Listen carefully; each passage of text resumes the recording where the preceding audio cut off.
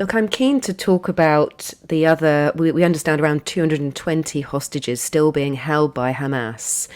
I understand that Israeli military have been dropping flyers in Gaza asking Palestinians to provide information on those hostages being held by Hamas. Is this a common tactic? It actually is. Now, in this specific case, it may be a bit unique, but the dropping of flyers in order to have a population do something for either occupying power or a power like Israel, which is coming into Gaza or potentially coming into Gaza, is not uncommon at all. In fact, the Israelis did this at the beginning of this campaign, warning the population in the northern part of Gaza to move to the south. So this is another form of communication with them. It's a way of circumventing the control that Hamas could be exercising and often does exercise over the local population. And it's a technique that goes back all the way to World War II. Um, the US has said that now is not the time for a ceasefire between Israel and Hamas. That is what UN and EU officials have been calling for one, to allow aid in and lots of aid, but also for an opportunity to be able to get those 220 odd hostages out. I was hearing from a hostage negotiator earlier, and he was saying, look, yes, you could carry on getting two each day, but that really is not a reality when there's a ground incursion due at any moment. The best chance to get that really quite large group out of Gaza is a ceasefire. Why have the US been so determined that that isn't an option right now? I think from the US point of view, Kate, what they're looking at is Israel's right to defend itself, is the way they would phrase it. And the way they're looking at it in this particular moment in time is they believe that they can get the hostages out without an actual de facto ceasefire. Now, that I think is subject to some debate. I personally would also favor a ceasefire just because it seems to make the most sense in a case like this. The Hamas hostage takers will, I think, have a very difficult time giving up the hostages because there is a certain amount of leverage that they get out of keeping them. But it does remain to be seen how successful the negotiations are between the various parties, between Hamas and Qatar, and then Qatar and the United States and Israel on the other side.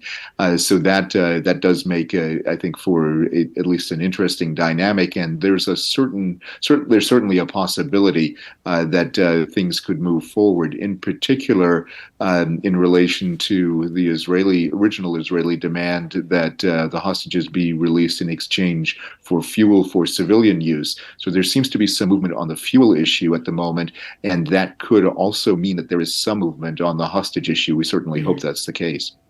And has there been a change of strategy on the ground offensive? It has been delayed. We're hearing all last week and over the weekend how it was just a day or so away, hours away, is what we were being told by some military analysts. Can we safely say that there has been a change of strategy, and that actually might continue to change? Yeah, I think there has definitely been at least a change in the moment of choosing, and possibly a change in the strategy.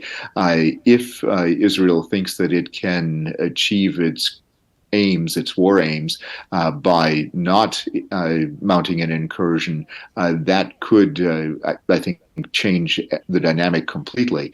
It seems, though, that the Israeli political leadership hasn't quite arrived at that conclusion yet, but it would be something that would be better certainly for the local population, to say the least, and really for the Israeli soldiers as well as the Hamas fighters at this point.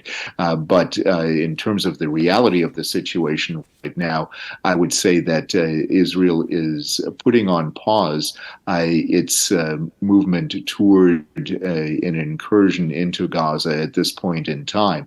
I think they're waiting to see what happens with the hostages. If the hostages are released, that might serve to somewhat diffuse the situation, but Israel's war aims of toppling the Hamas leadership, eliminating it, and eliminating its military and political arms, that has remained unchanged, at least up until now. Look, you have experience of dealing with terrorists like Hamas. Are you optimistic that they can be negotiated with it? Albeit many of those negotiations, probably all the negotiations are not direct negotiations. It's been done via Qatar. But are you confident that that is a sustainable way forward? Yeah, it's a necessary way forward, and it really depends. There are some times, Kate, when it is very possible to negotiate with people like Hamas. They have certain goals in mind. They also have an interest in self-preservation to some extent, and that is something that can be leveraged in a negotiation situation.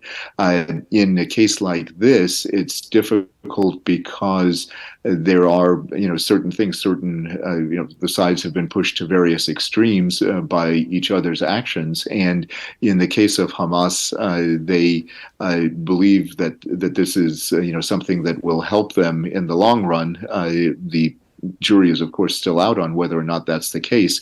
I personally doubt, because of their very brutal rampage through southern Israel on the 7th of October. I personally doubt that they will gain a lot of leverage through that. But in the way they are conducting themselves right now does indicate that there is a willingness to negotiate.